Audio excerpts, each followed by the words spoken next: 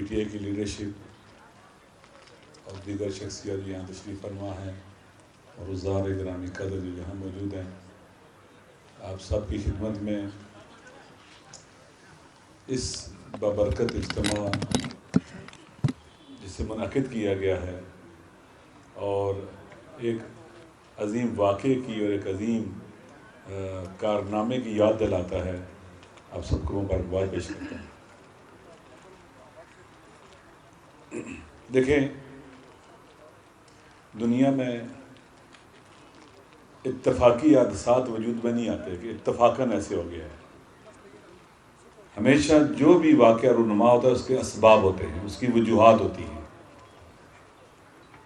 ممکن ہے ہمیں آج وہ چیز نظر آئے لیکن اس کے پیچھے ایک بڑی طولانی ایک سلسلہ ہوتا ہے۔ جس دنیا میں ہم رہتے ہیں، مولا علی علیہ السلام کا قول ہے کہ من عرف الزمان امنا، جس نے اپنے زمانے کو پہچانا وہ سیکیور ہو گیا، وہ محفوظ ہو گیا۔ جس دور میں ہم رہ رہے ہیں اس کی شناخت بہت ضروری ہے۔ اس وقت پاور شفٹ ہو رہی ہے ویسٹ سے ایسٹ کی طرف۔ یہ خود دنیا کے بڑے بڑے مفکر لکھ رہے ہیں، خود ہنری کسنجر نے لکھا، برزنسکی نے لکھا، فریز زکریا نے، یورپ کے بڑے بڑے رائٹرز اور مفکرین ہیں، وہ اس بات کا تذکرہ کر رہے ہیں کہ پاور شفٹ ہو رہی ہے ویسٹ سے ایسٹ کی طرف۔ تاریخ میں یہ سرکل چلتا رہا ہے ہمیشہ۔ اب اس شفٹ آف پاور کو کیسے کاؤنٹر کیا جائے، کیسے سلو کیا جائے، روکا جائے؟ پاور کس کے ہاتھ سے شفٹ ہو رہی ہے اس کی طرف؟ امریکہ اور یورپ کے ہاتھ سے، ان کے الائز کے ہاتھ سے۔ کیسے کاؤنٹر کیا جائے، کیسے روکا جائے اس کو؟ اس کے لیے انہوں نے ڈفرینٹ لیئرز بنائی ہیں۔ ان میں سے ایک جو چیز ہے وہ ہے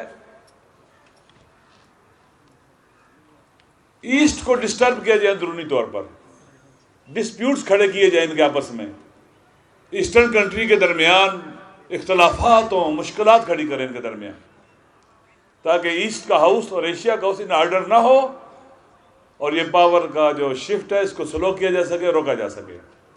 ایسٹ کے جو حساس ایریاز ہیں، ویسٹرن ایشیا ہے، ساؤتھ ایشیا ہے، ساؤتھ چائنا سی ہے، یہ ہارڈ پوائنٹس ہیں ایسٹ کے، انہیں ڈسٹرب کیا جائے۔ پاکستان ان میں سے انتہائی اہمیت کا حامل ہے۔ ساؤتھ ایشیا کا دل ہے پاکستان، اور شفٹ آف پاور کے لیے گیٹ وے ہے Pakistan from west to east کے لیے۔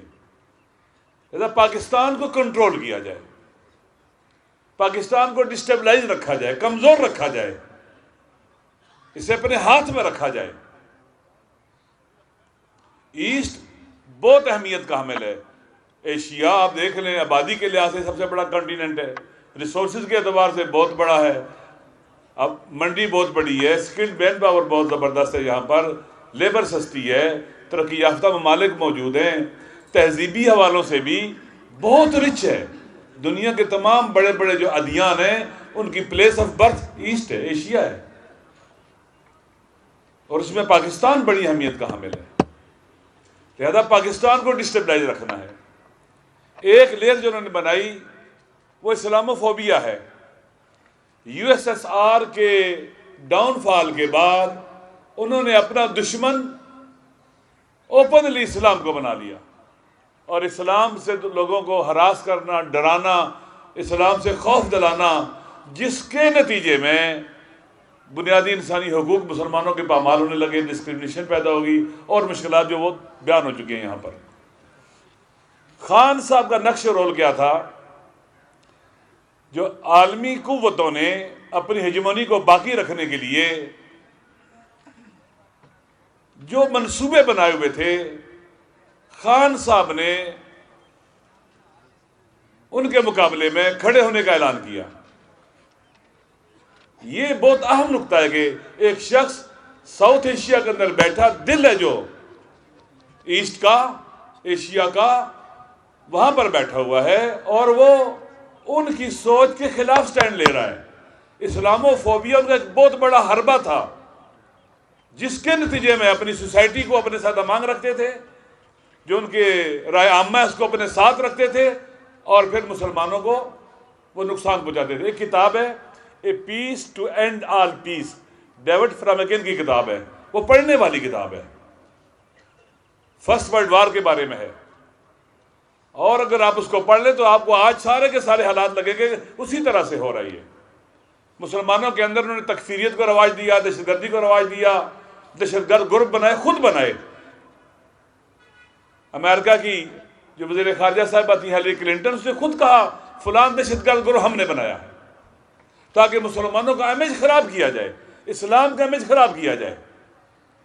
خان صاحب نے اسلامو فوبیا کے حوالے سے یونائیٹڈ نیشن میں سٹینڈ لیا، اور ان کی کئی سال کی جو کوششیں تھیں ان کو ناکام بنا دیا، اور اینٹی اسلام فوبیا ڈے منایا گیا 15 قرار دیا گیا 15 مارچ کو۔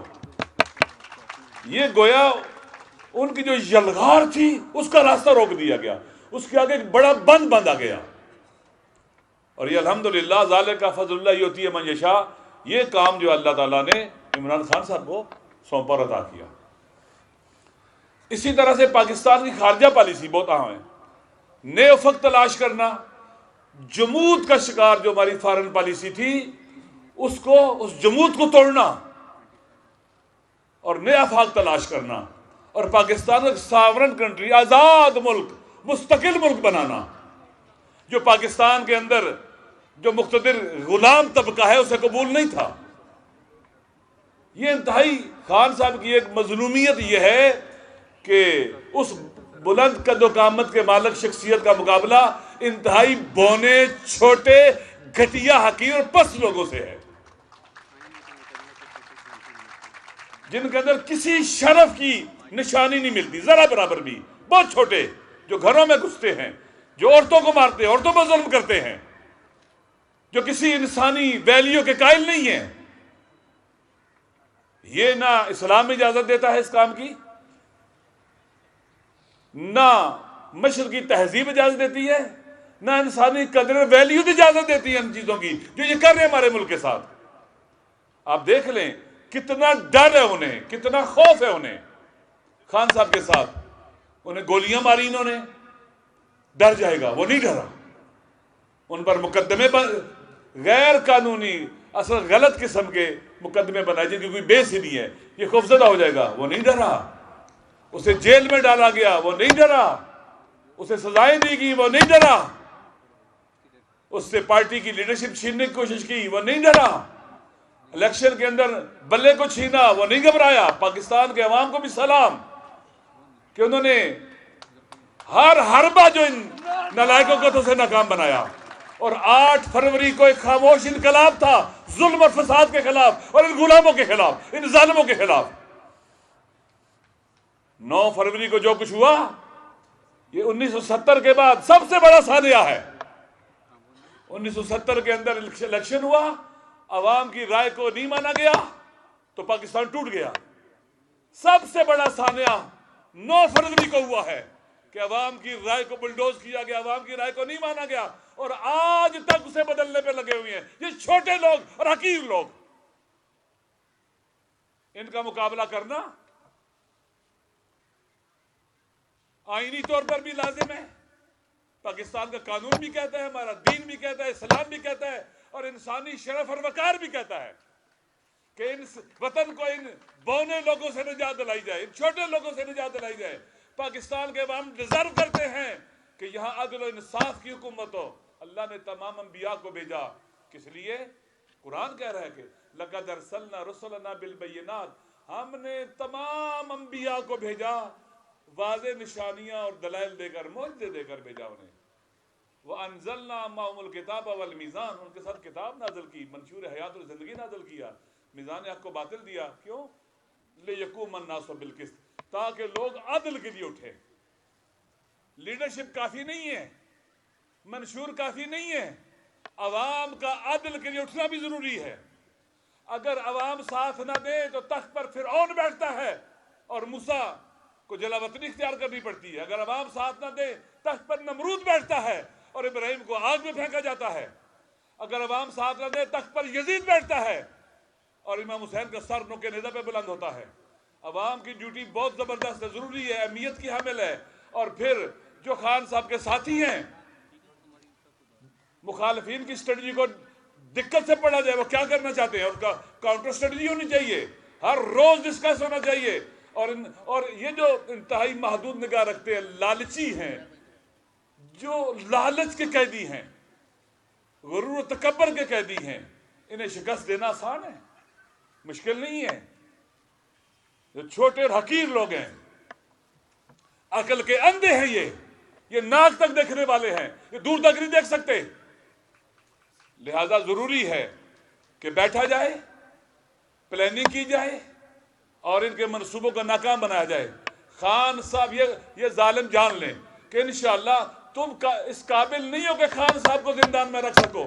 ایک دن ضرور آنے والا ہے اور جلد آئے گا کہ پاکستان کے عوام اٹھیں گے، جیل کے دروازے توڑیں گے اور خان صاحب کو باہر لائیں گے انشاءاللہ. السلام علیکم ورحمۃ اللہ وبرکاتہ.